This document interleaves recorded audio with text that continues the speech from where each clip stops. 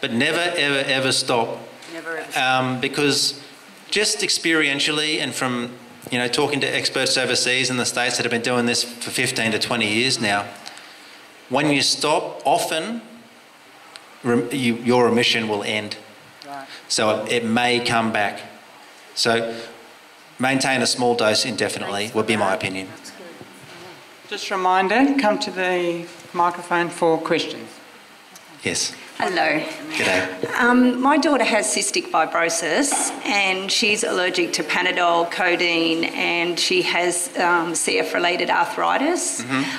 So to come and see you in your clinic, she needs to get a referral from a normal GP. Just your normal GP or your specialist, any doctor. Okay, any doctor that would... Do we say that we are coming to a cannabis clinic? Yeah, you can... What if they say, well, I don't believe in that? Yep, so there's the first obvious solution is to get a better doctor. Okay. The second solution is to give us a ring or touch base with us at the clinic. Okay. And we have little referral forms which specify tick boxes. What are we trying to fix here? And all the things that we need in that information. Yep. And just they can fill that out. Okay. And we also provide a letter to educate that doctor. So we have a standard letter which we can give to you and you can print out or email to your doctor and say, look, this is explaining how this place works. And how does this place work? Well, when I write the script and I do the application, it goes on my prescriber number. Oh. And often the doctors are worried that it's going to be, you're going to be their responsibility and they don't know about the cannabis medicine. And so fair enough that they don't want to be responsible for something they don't know about. Yep. And there's a lot of social stigma, but there's just basically a lot of lack of education in the medical community. But I'm finding that even over the last 2 years, doctors are getting more positive. They're a very, very negative bunch as a whole. But as they see one patient or one family member get a result, they're like, well, I might try it too. And then they might end up referring directly to us, which is what happens. We get a lot of direct referrals from doctors now, referring their patients. So touch base with us and we can give you that letter to take to your doctor explaining that the responsibility is all on the other side of the fence. And this is just like if you've broken your arm and you refer someone to an orthopaedic surgeon, exactly the same thing. We're referring to someone who's a specialist in the field. And often GPs don't have enough time or initiative or education to do these things. So that'd be the way to do it. Okay. Also, sorry, I've got another question. Right. I have metastatic breast cancer, and I was diagnosed again when I fell over and broke my shoulder. They found 2 tumours in my chest, and this time I've said no to any. They just wanted to do a radical radiation. They did offer me palliative chemo, but they just offered me a radical radiation, and I said no this time. I've actually shrunk my tumours by 70%. Congratulations. Thank you. In the 3 years and 7 months. The only thing is, I am scared of keeping up the THC for driving purposes, and that's sort of way up. What are you scared of? You want to live or get a ticket? Yeah, well, it comes in a lot of ways because I'm a photographer and I work with children as well, and you need to drive. I need an income to afford. So very interesting question and very, very common, about driving. Something I cover every time with every patient, just to make sure that they understand. And when you get, obviously you're working outside of the TGA framework, that doesn't matter, medicine's medicine.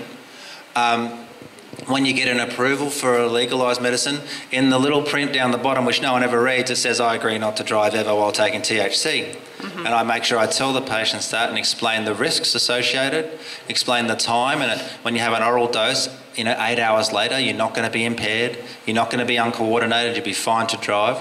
But because of the fat-soluble nature of THC, they don't test for CBD, it stays in your body.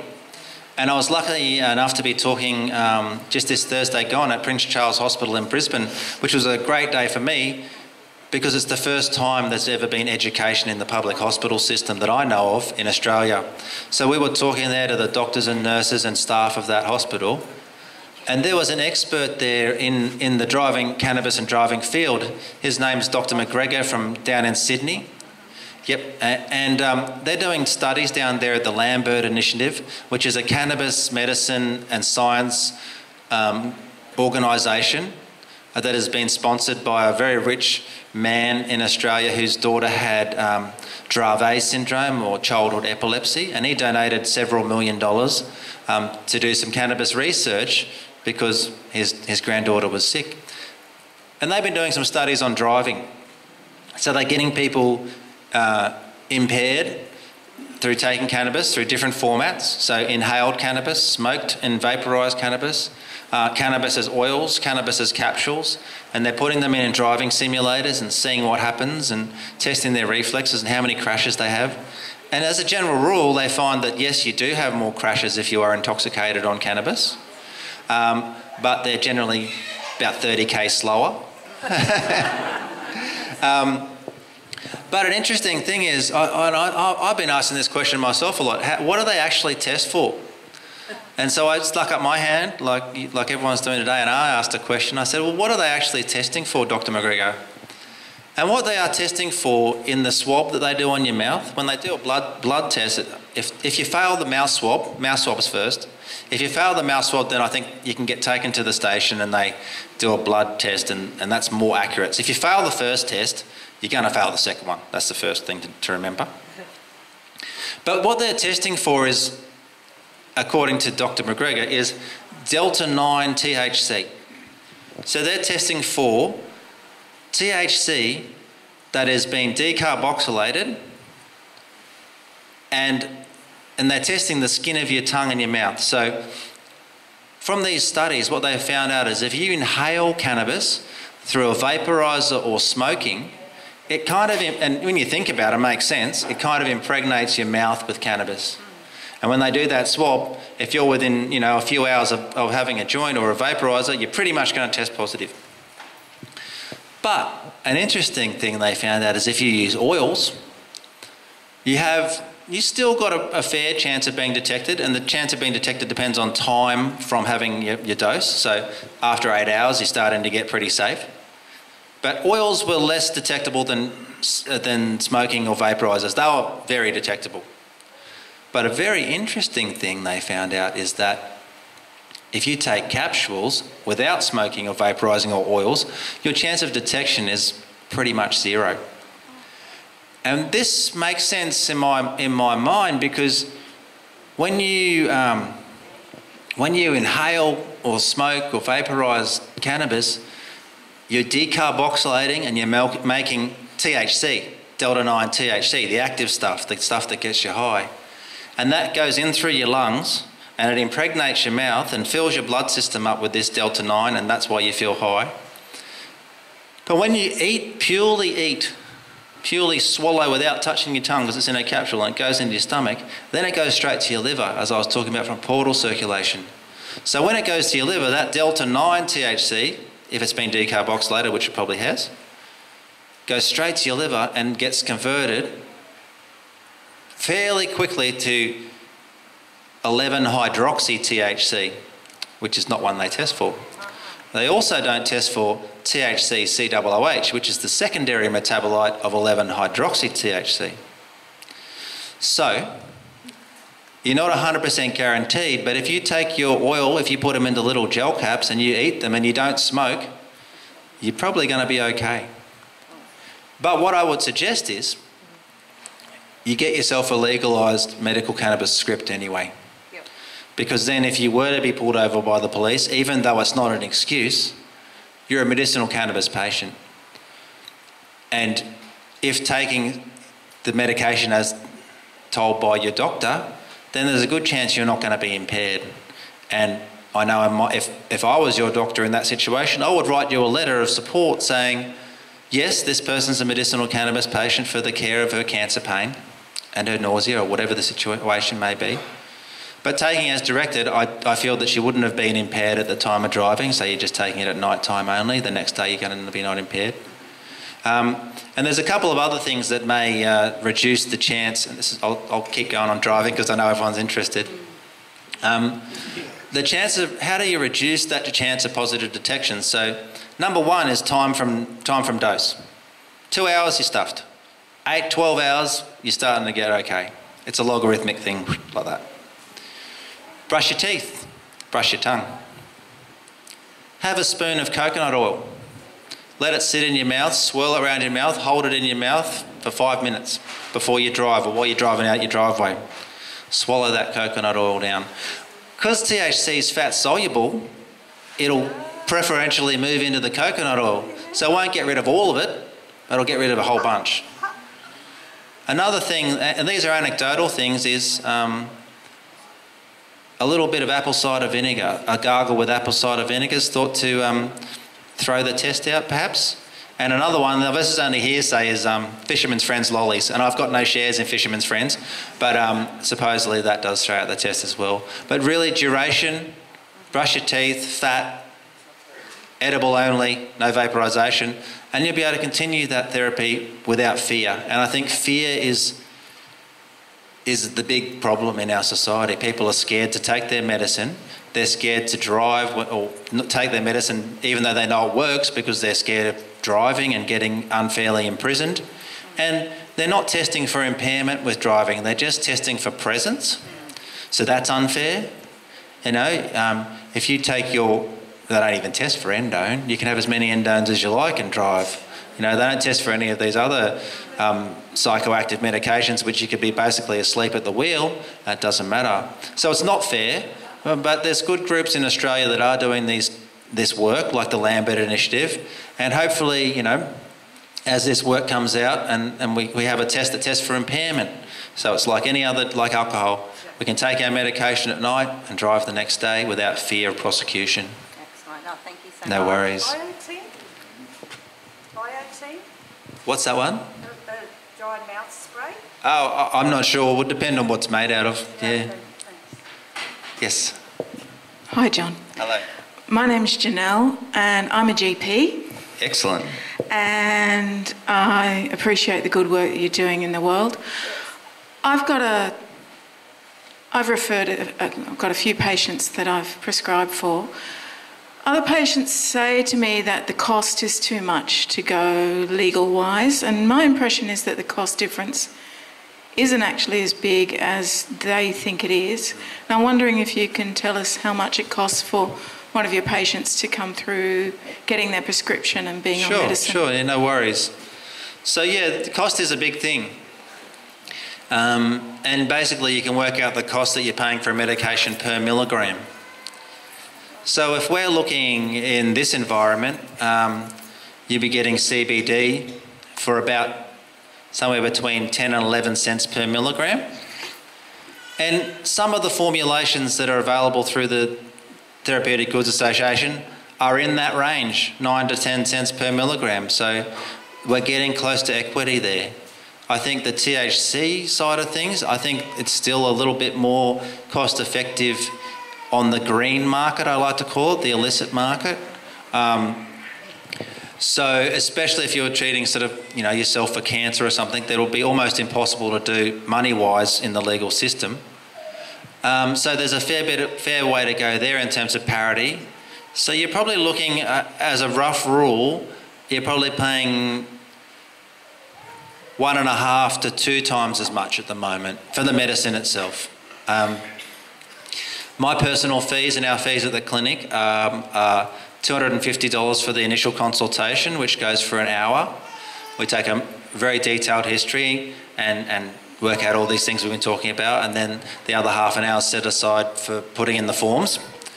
And then we have, once those approvals are through, it's a $150 follow-up consult, and then script repeats ongoing at $80. That's our fee structure. Yeah, so that's what it'll cost. And you get a Medicare rebate on some of that? I'm not a member of the RACGP. So for me in particular, you wouldn't get that $38 back or the $99 if you spend an hour with someone. So ours is out-of-pocket costs. We do have 2 GPs in our books, and we do pass on that savings to patients. So we prioritise people who haven't got as much money to go to see those doctors because they'll save that extra $40 or extra $100. And in terms of cost, it really depends on how much you use for your ailment. So I've got one lady who treats her epilepsy, and she's lucky to have financial support because she's on a very high dose of CBD. She's on about 270 milligrams CBD a day, which is a lot, and as well as some THC. And her medication will be in the region of $12,000 to $16,000 a year. That's the expensive end.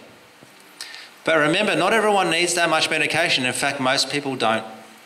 Most people, for just pain, most common thing is pain, somewhere between 10 and 30 milligrams a day, THC and CBD, is very reasonable and usually gets rid of pain.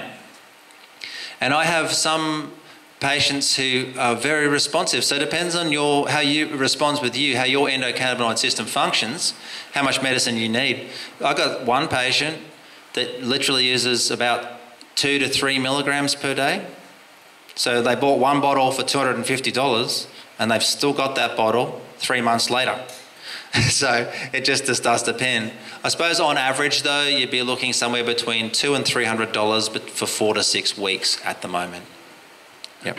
I'm just going to add that the cost comparing the legal to the civilian market is negligible if you're earning a little bit of income. What's $50 to $100 extra to be legal? And the legal, why it helps is you have that peace of mind for a start, and that removes fear from your body, which removes adrenaline and cortisol, which is important for reducing inflammation and makes you feel secure in yourself. The products around this community are very good as a general rule, but that is not always the case throughout Australia. So sometimes what's written on the packet is not what you're getting.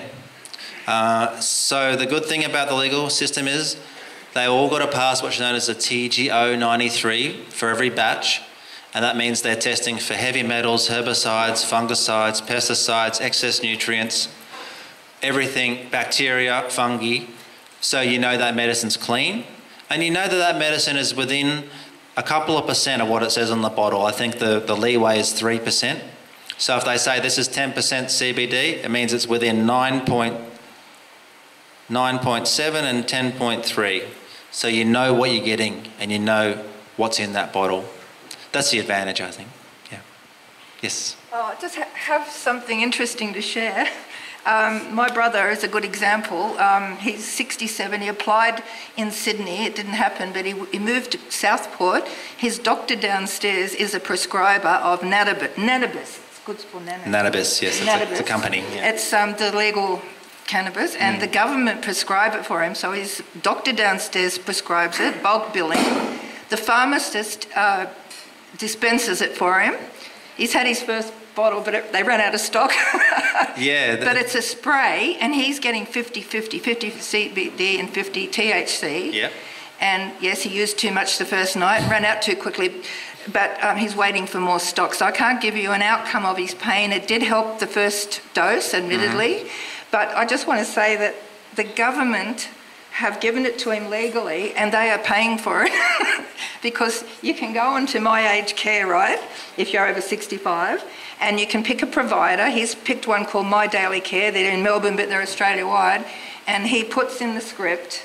He gets a piece of paper, he can legally take it, he's got the wristband, he puts the script in, and the next day it's back in his account. They pay for it.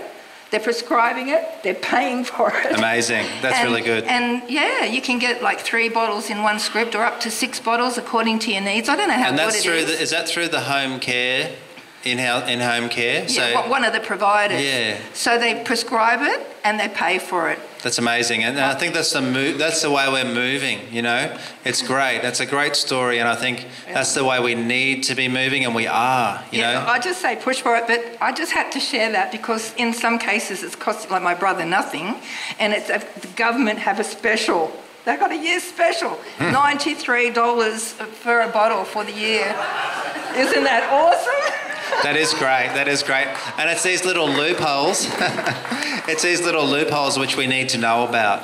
And I know with the NDIS is a similar thing. If you've got NDIS funding and you have a self-managed or a privately managed NDIS funding, there's some little loophole there where you can spend your money on cannabis, which is good. And obviously through this home care, you can allocate some of that money to your cannabis as well. And look, the more GPs that prescribe, the better. You know, I think the more the better. And I'm a medical educator, and I educate people, doctors all the time, and I want to educate more. And well done. Excellent. Very good. I'm very new to this whole concept, and my mother-in-law, 86, she has really bad asthma and emphysema. Can THC and CBD oil help her in any way? In terms of that, I mean, THC and CBD will, as an oil will be probably beneficial for her other things. So she's obviously just hasn't got emphysema. Does she have creaky bones? Does she have arthritis? She's 86. Yes, so she's 86. So I'd say the THC and the CBD in that sense would be beneficial for her. But in direct relation to emphysema and getting better breathing, I actually have got some patients with COPD or chronic obstructive pulmonary disease or / emphysema. They're sort of kind of the same things. And when you take an asthma puffer, that gives you what's known as bronchodilation, so it makes your lung tubes get bigger and you can breathe easier. So I've got a couple of patients which I use vaporised cannabis in a high THC or a 1:1 THC, but you definitely need the THC component in there. And use that in a couple of small doses, 2 to 3 small doses each day, and they last about 2 to 4 hours each. And she's got great benefit from a baseline CBD oil, working on an anti-inflammatory purpose because there's going to be a lot of inflammation throughout the body, but also especially associated with the damaged lungs. And then tiny amounts of vaporised cannabis flower. And when you vaporise something, you heat up the cannabis flower and all the terpenes and the cannabinoids boil off, but the plant doesn't burn. It will burn if you keep turning it up. Once you get above 200 degrees, and then you've got a chance of combustion. It depends on the moisture content of the cannabis, and that's the main thing. But basically, if you stop the vaporizer before you get to that smoke point and you're just using the vapors, then you can get a bronchodilation effect similar to a Ventolin puffer sort of thing from cannabis. So I have got 2 patients in that situation. One's an elderly lady, not quite as old as your mum, and she uses baseline CBD oil at about 30 milligrams per day, so 2 lots of 15 milligrams, and 2 vaporizers per day, just a tiny pinch of cannabis flower. And she is a very focused patient, but she's improved her exercise tolerance. She could only walk 70 metres before. Now she can do a Pilates class. Wow. She's not like Superwoman, but for her it's Superwoman. So yeah, I mean, that's a legitimate use, and there's a lot of evidence and scientific backing that THC acts on the CB1 receptors of the smooth muscle of your lungs to relax them and cause bronchodilation, and therefore you can breathe better. I don't know, but wouldn't it be freaky if you have asthma and emphysema to inhale something? It would depend case to case, yes. It could, even that irritation, it's something you have to check carefully and go very carefully with. That vapour itself could cause an irritation and a spasm, so you have to be very careful. But I have used it in this way before. Yeah, so it's something which is useful, but you want to do it very carefully, and you want to make sure that you take the precautions to make sure that you're not going to have that bad reaction. Start at lower temperature so you definitely don't get anywhere near the smoking point of the cannabis. Okay, it has something to do Yeah, so you want to stay below about 190 degrees. But as you get near 200, you're more chance of getting some smoke. All right. Yeah. Thank you. No worries. Can I ask, is vaporising, is there any ill effects of vaporising? But in particular, my question is whether vaporising the plant matter as opposed to the oil. Yeah. So if you vaporise correctly, there's no real ill effect. If you don't get to any point of combustion, so you're just getting the steam of the cannabis flower. Pardon me. It's a very quick way of getting lots of THC level or CBD level in your blood. So when you vaporise, you get an almost immediate onset, like smoking, peaks and stays there for 2 hours and then drops away over the next 2. So no, it's a totally legitimate form of administration. In Australia, as doctors and GPs, we can't suggest to smoke, but we can suggest to vaporise. And there's currently 2 vaporisers that have been approved by the TGA for medical use, but there's plenty of vaporisers on the internet and they're all pretty good. So dry plant matter as opposed to oil? Dry plant matter as opposed to oil depends on what you mean by oil. If you're talking about oil that's suspended in, say, olive oil, then you wouldn't want to vaporise that. No, you will want to vaporise oils in terms of full extract cannabis oils. So, What about this? Coconut oil or something? Pardon? A coconut oil? No, I wouldn't be vaporising coconut oils or olive oils. They're edibles. So you do need fat content in your oil to absorb through your stomach. You don't want fat content to absorb through your lungs. Yeah, because that's what concerns me, because I think there's dispensaries that are... Yeah, so you definitely want to make sure what the oil is before you start vaporising. You want what's called a full extract oil, or what people call an RSO oil. So if you were outside before and you saw the demonstration of extraction there with alcohol, after you take out the cannabinoids and the alcohol and you evaporate that alcohol off, you're left with what we call an oil, but it's not actually an oil. It's actually a resin. It's actually the little, it's the cannabinoids and the terpenes. It's not actually an oil. But we call it an oil, but it's actually a gum or a resin like hashish. So you can vaporise hashish or full extract cannabis resin, but not ones that have been pre-mixed with edible oils such as coconut or olive oil. And what effect would they have vaporising?